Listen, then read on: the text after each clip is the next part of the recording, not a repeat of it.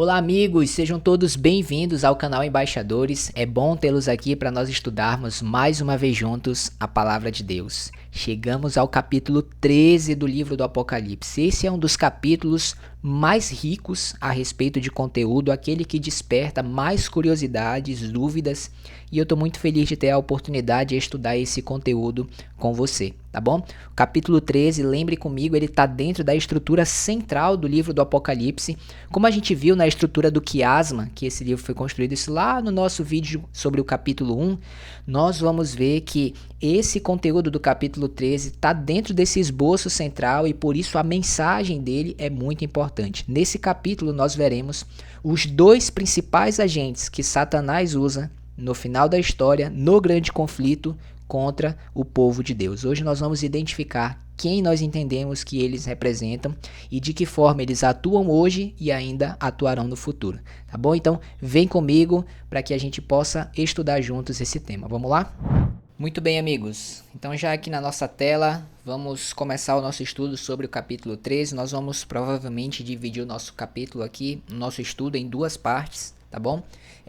Para que não fique muito extenso o vídeo, para que a gente possa abordar os dois temas com a importância que eles merecem. Você vai ver Apocalipse capítulo 13 trata de dois elementos que aparecem aqui e a gente nesse primeiro vídeo vai tratar sobre um e depois no outro vídeo sobre o outro, tudo bem? Então eu quero convidar você a abrir sua Bíblia aí, se ainda não está aberta, Apocalipse, nós vamos começar no capítulo 13, verso 1, mas antes quero falar para você do capítulo que faz a ponte, aliás, do versículo que faz a ponte para esse início do capítulo 13, tá bom? Lembrando, por que a gente faz isso? Porque quando João escreveu o texto original, ele não tinha essa divisão de capítulos e versículos, então era um texto corrido. Então a ponte, a introdução que dá a abertura para o capítulo 13 é o último verso do capítulo 12, que diz assim, ó: o dragão se pôs em pé sobre a areia do mar. Então o capítulo 12 termina falando dessa guerra, essa batalha que o dragão vai fazer contra o remanescente. E como é que ele faz isso? O Apocalipse parece descrever para nós dessa forma: ele se põe em pé sobre a areia do mar, e aí já vai começar o capítulo 13. E o que o profeta vai ver? Ele vai ver, após o dragão se pôr em pé sobre a areia do mar, aparecer uma besta que sobe do mar, e em seguida ele vai ver uma besta que sobe da terra. Então esse daqui são os dois agentes que são apresentados aqui como sendo usados pelo inimigo nessa batalha final contra o remanescente. Então agora vamos conhecer esse primeiro elemento que aparece aqui e pelas características desvendar quem que ele representa, tá bom? Então vamos começar aqui no capítulo 13, verso de número 1. Diz assim, ó: vi emergir do mar uma besta que tinha 10 chifres e 7 cabeças. Sobre os chifres, 10 diademas, e sobre as cabeças, nomes de blasfêmia. Muito bem, vamos começar a entender o que Deus está revelando aqui para nós. Imagina que a gente está lendo isso a primeira vez e ele fala, então, o profeta fala que ele vê subir do mar uma besta, né? O que essa imagem representa? Para a gente que já vem aqui abordando temas proféticos, a gente vê que a própria Bíblia começa a explicar esses elementos simbólicos que aparecem aqui, né? Por exemplo, besta nada mais é do que um animal. E a gente já sabe por versos anteriores, estudos anteriores, como por exemplo, Daniel capítulo 7, verso 17 e 23, que é um capítulo que aparecem lá outras bestas, outros animais.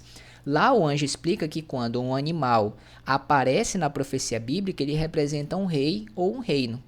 Então, a gente tem aqui aparecendo uma besta, ou seja, ele vai apresentar aqui para nós um reino que está surgindo. De onde? Do meio do mar. Lá no capítulo 17 de Apocalipse, no verso 15, lá aparece uma outra cena em que as águas, o mar, aparece. E lá o anjo explica que mar ali está representando povos e multidões. Então, uma besta que sobe do mar, na descrição profética, a tradução desse simbolismo é um reino que surgiu em um local povoado, ok? Agora, quais são as características dele? A primeira que a gente vê aqui no primeiro verso é que esse é um reino que ele tem 7 cabeças e ele tem 10 chifres. Agora, olha só, amigos, Essa descrição desse animal aqui, ela é semelhante a um outro animal, o dragão que apareceu no capítulo 12.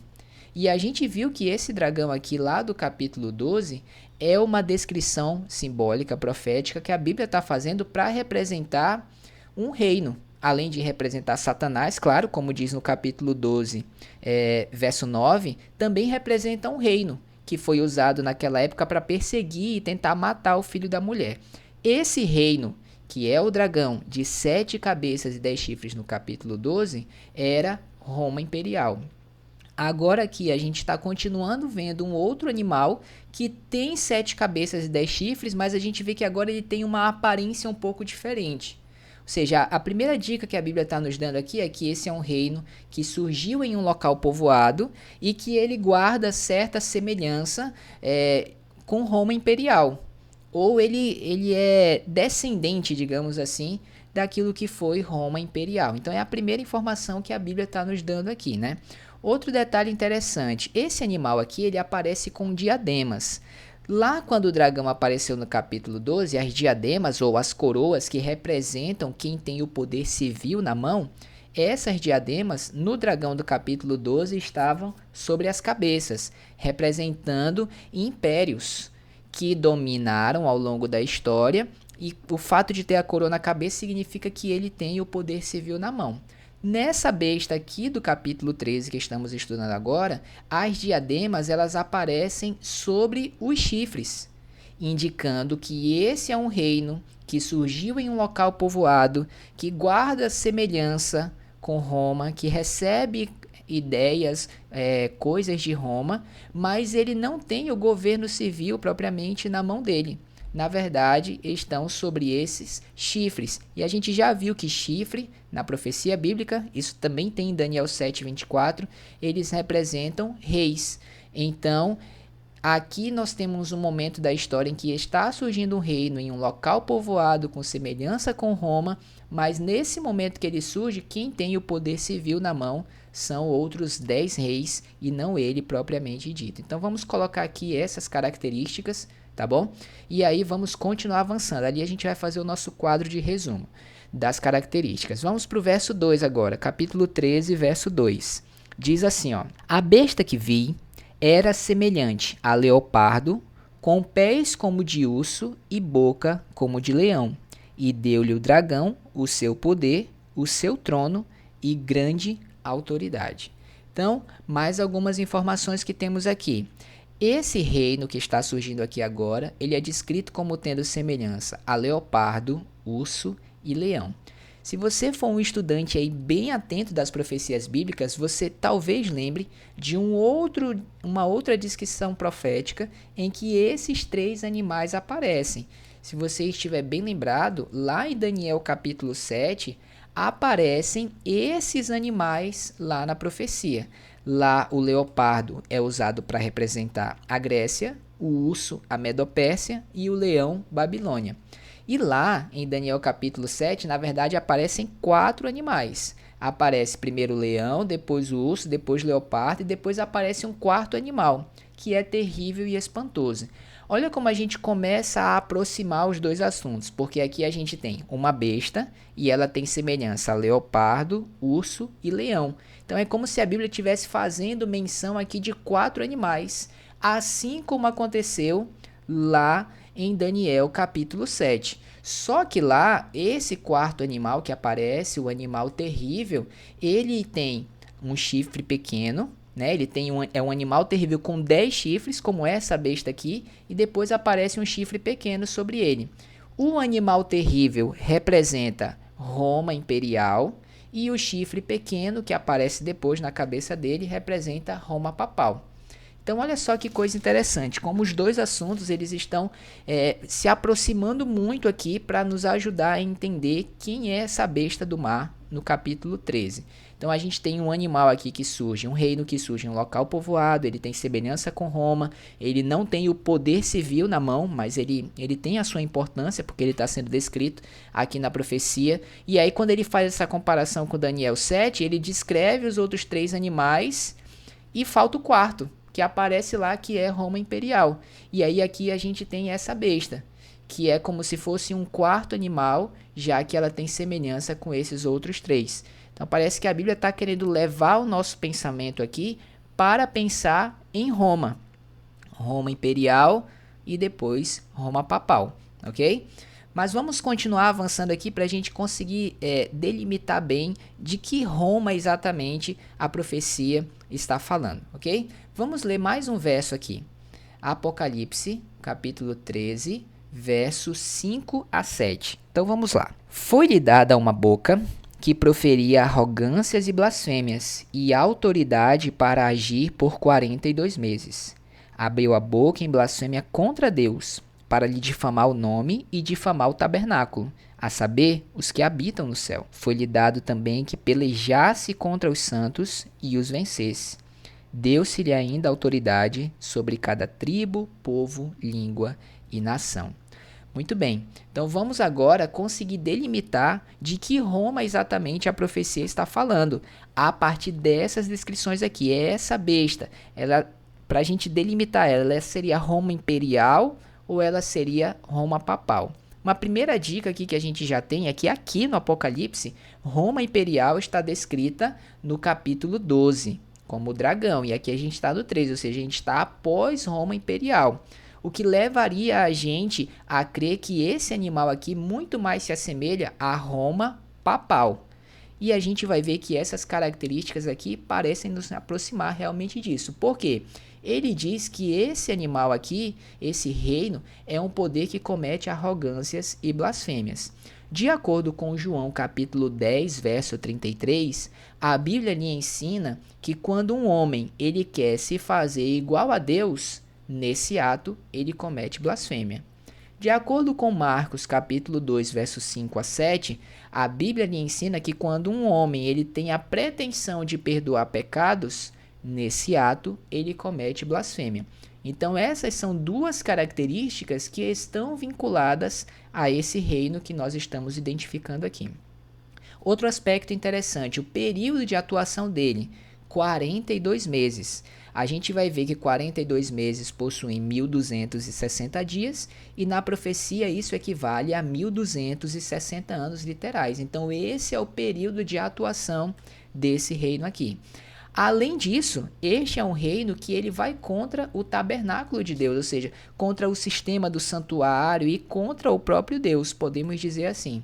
Então, colocando isso aqui no nosso resumo, para acrescentar, a gente tem: fala arrogâncias e blasfêmias, age por 1260 anos e ele atua contra o sistema do santuário. Então, se a gente pensar em todas essas características aqui, olhando para Roma, para que fase de Roma esse animal aqui está apontando? Que fase de Roma ele está descrevendo? Roma Imperial ou Roma Papal? Olhando para essas características, nós só podemos concluir que a besta do mar é uma descrição que a profecia está fazendo do poder papal. Esse primeiro agente que o inimigo levanta para atuar contra o povo de Deus no grande conflito, o remanescente que permanece fiel a Deus, seria uma descrição que a profecia está fazendo do poder papal pelas características. Vamos analisar um pouco isso aqui, amigos. Um primeiro aspecto, o local de surgimento, né? Teria que surgir em um local povoado. Lembra disso? Ela surge do mar. Quando nós olhamos para o local do mundo em que o papado surgiu, de fato, ele surgiu em um local povoado, né? Ali, a Europa, onde era o centro do mundo, o velho continente, quando é chamado, é ali que a civilização começa. Então, de fato, o papado surgiu em um local povoado. E semelhança com Roma, sem dúvida, né? Aliás, ela é chamada de a Igreja Romana.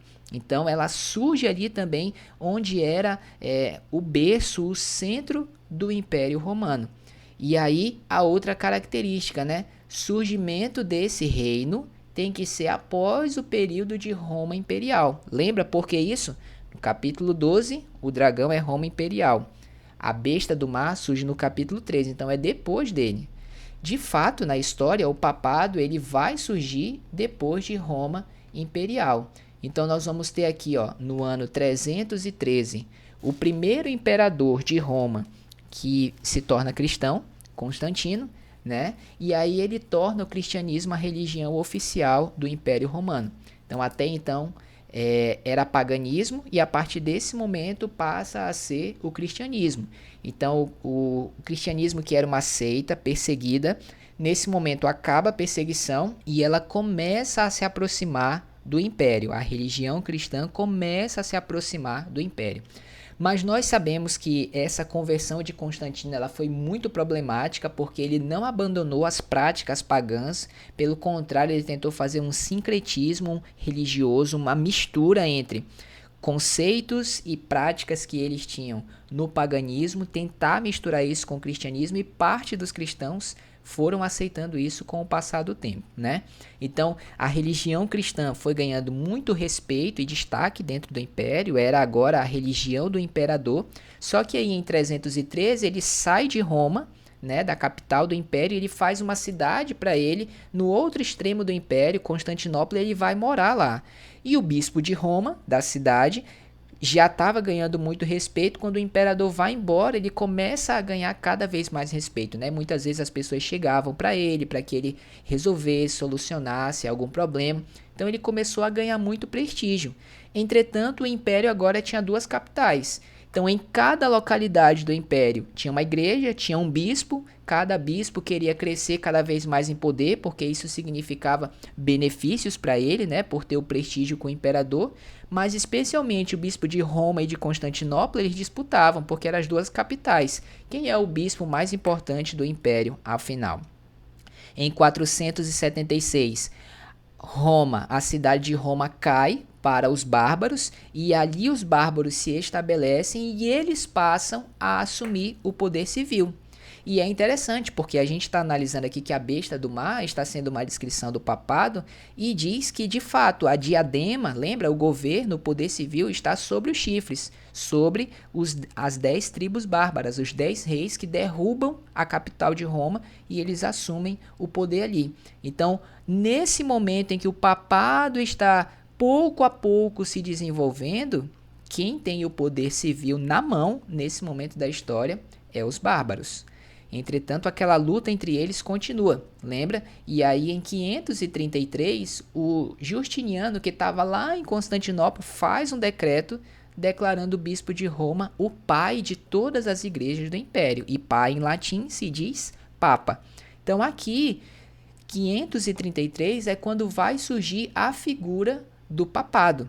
Então, a informação que a gente está analisando aqui é o seguinte: esse reino, ele surge depois de Roma imperial.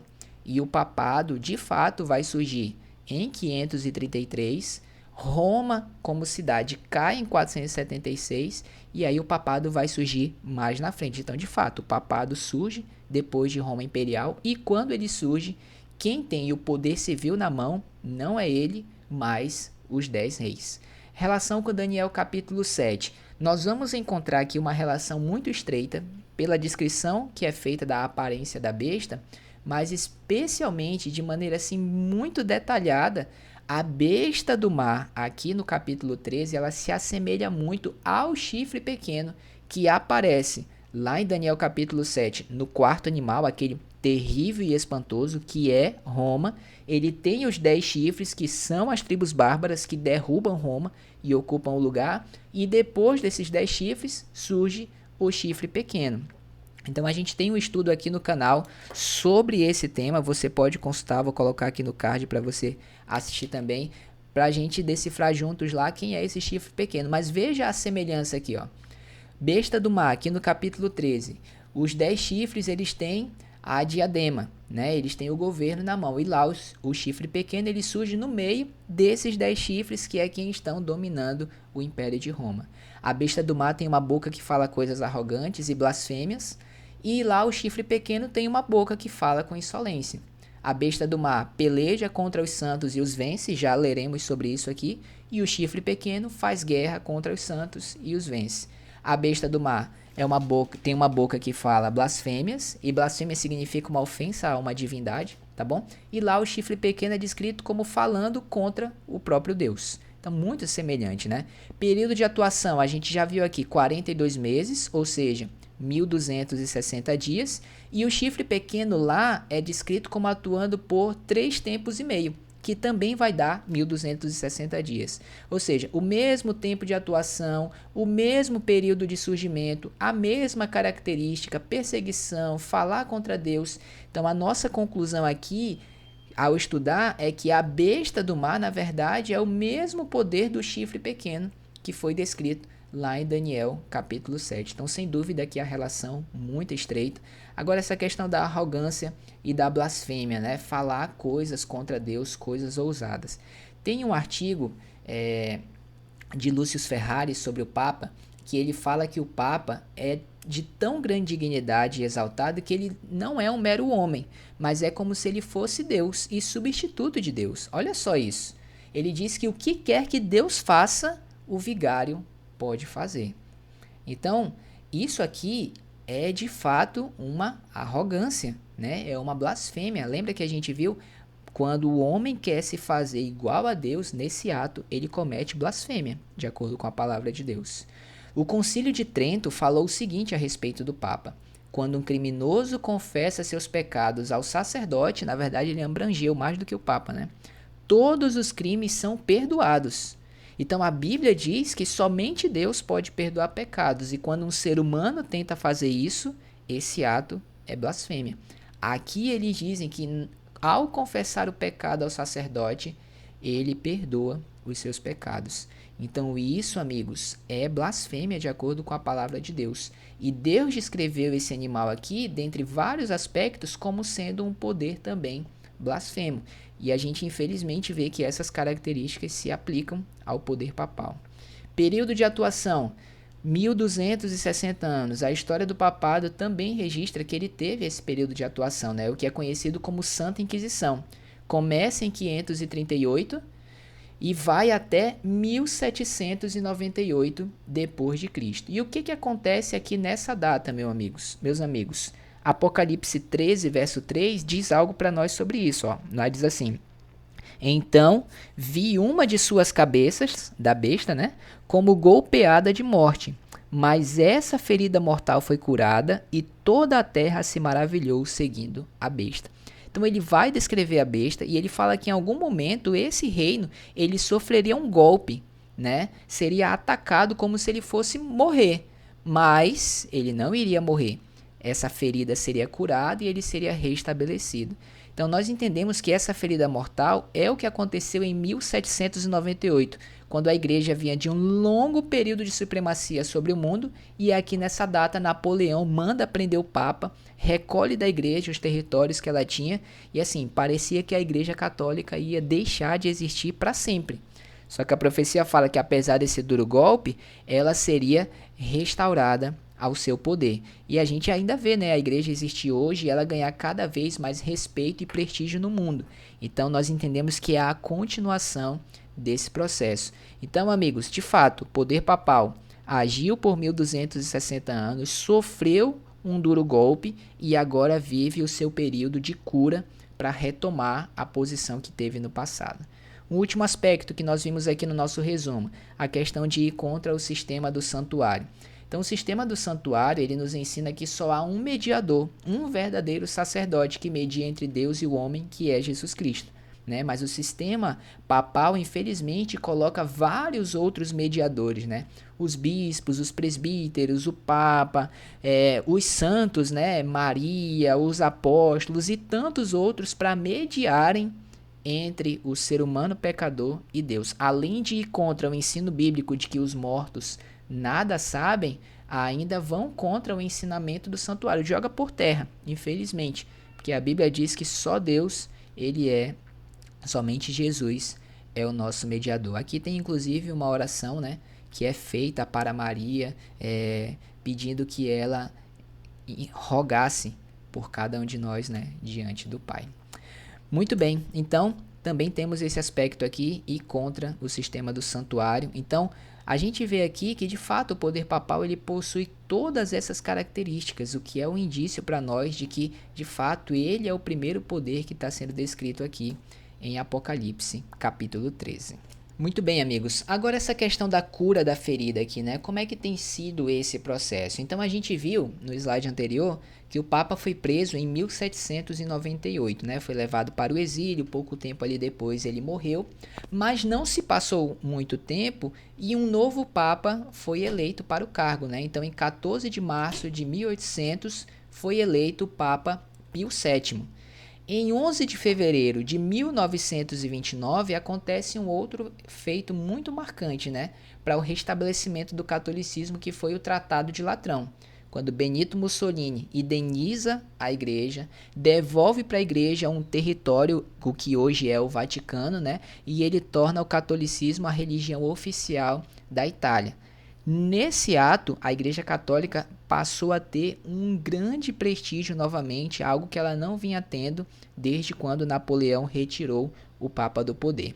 Depois a gente tem aí alguns pontos marcantes, como o pontificado de João Paulo II e depois o do Papa Francisco, assim, que fez a Igreja construir muitas pontes que haviam caído. E na verdade, o título do Papa, né, Sumo Pontífice, significa de fato isso, construtor de pontes. Então esses foram especialmente dois papas que conseguiram levar o catolicismo de volta com uma boa imagem para muitos lugares, né? E aí a gente vê o que a profecia fala, que o processo para onde isso caminha é novamente toda a terra se submeter à besta. A profecia diz que isso acontecerá. Quando nós estamos identificando aqui que essa besta é uma descrição do poder papal, a gente vê que de fato estamos caminhando para isso. O Papa Francisco chegou a ser eleito, né, como o líder mais influente do mundo, e nós entendemos, pelo que a profecia revela, que isso acontecerá com o passar do tempo. Para a gente fechar aqui o nosso estudo, o último verso da descrição sobre a besta do mar é o capítulo 13, verso 10. Então ele diz assim, ó: se alguém leva para o cativeiro vai. Se alguém matar a espada, necessário é que seja morto a espada. Aqui está a perseverança e a fidelidade dos santos. Então, amigos, a primeira coisa que está dizendo aqui nesse verso é: para a besta do mar, né, o poder papal. Você levou muitos para o cativeiro, depois você vai acabar indo para o cativeiro. Lá na descrição de Apocalipse 6:8, lá fala sobre o período do cavalo amarelo, que também é o mesmo período de atuação do poder papal. A gente vê que de fato a igreja é descrita como tendo perseguido e atacado muitos filhos de Deus, levando muitas pessoas para o cativeiro. Agora a profecia diz: olha, você fez isso com muitas pessoas, agora você sofrerá isso. Outro detalhe, né? Ele fala: se você matar a espada, você vai ser morto à espada. A espada aqui, não o objeto físico, né? Mas um elemento usado, de acordo com Romanos 13, verso 3 e 4, para representar o poder civil. Então é como se ele falasse assim a respeito do papado: olha, você usou o poder civil para punir muitas pessoas, depois você vai ser punido pelo poder civil. E a história é curiosa, né? O papado, o catolicismo é uma igreja, não tinha governo, não tinha exército, né? Então como é que ele conseguiu perseguir e matar tantas pessoas, né? Então aqueles bárbaros que ocupam Roma, pouco a pouco eles foram se convertendo e usando seus exércitos para fazer as obras que a igreja queria, né? De perseguição também. E o primeiro dos bárbaros que se converteu foi o rei dos francos, que depois deu origem à França.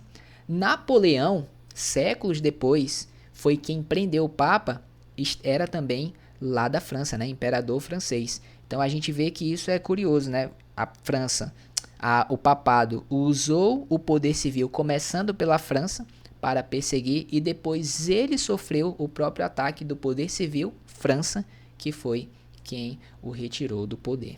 Muito bem. Agora esse termo aqui, se alguém leva para o cativeiro vai. Se alguém matar a espada, vai ser morto a espada. Ele é o reflexo de um texto que a gente tem no Antigo Testamento, né? Lá em Jeremias capítulo 15, verso 2 e verso 6, você vai encontrar claramente de onde Apocalipse 13, 10 trouxe esse texto. Foi daqui, de Jeremias 15. E o contexto aqui de Jeremias 15 é uma mensagem que o profeta está escrevendo para o povo de Deus, para aquele que era o povo escolhido de Deus, mas que rejeitou o pacto e agora estava sofrendo as consequências. Agora João traz esse texto lá do Antigo Testamento para cá, para descrever mais uma vez o povo de Deus, a igreja cristã que Jesus fundou, mais uma igreja que abandonou o pacto.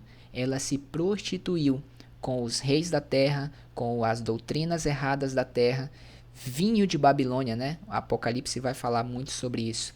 É o que está acontecendo aqui nesse cenário. Então é muito interessante João aqui aplicar para a igreja católica cristã, né? A igreja romana, agora em seu estado de apostasia, o mesmo texto que foi usado no Antigo Testamento para Israel, quando eles se apostatam. Então aqui há um contraste grande.